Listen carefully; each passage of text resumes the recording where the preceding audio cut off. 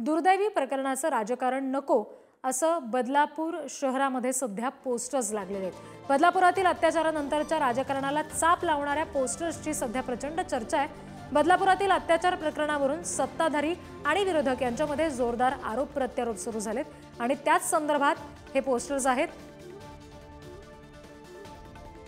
प्रतिनिधी स्वप्नील पाटील यांच्याकडून अपडेट्स घेणार आहोत। स्वप्नील, काय नेमका आशय या सगळ्या बॅनर्सवर आहे आणि त्या बॅनर्स संदर्भात बदलापूरकरांमध्ये काय चर्चा आहे?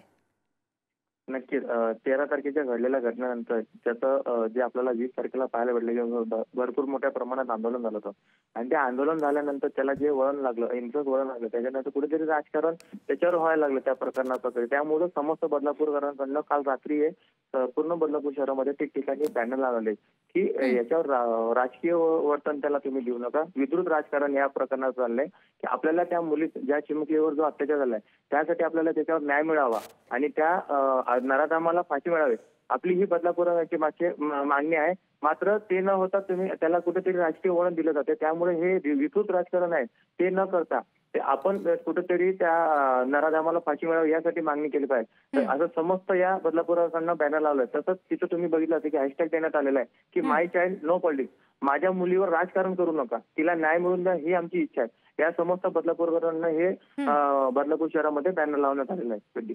जी निश्चित स्वप्नील, धन्यवाद दिलेल्या माहितीसाठी। बदलापुरातलं हे पोस्टर आपण बघतोय। बदलापूरकर म्हणून आम्ही त्या दुर्दैवी प्रकाराचा निषेधच करतो, पण त्या दुर्दैवी प्रकरणावर बदलापुरात विकृत राजकारण नको, hashtag my child not for politics, एक सजग बदलापूरकर असे हे पोस्टर्स आहेत।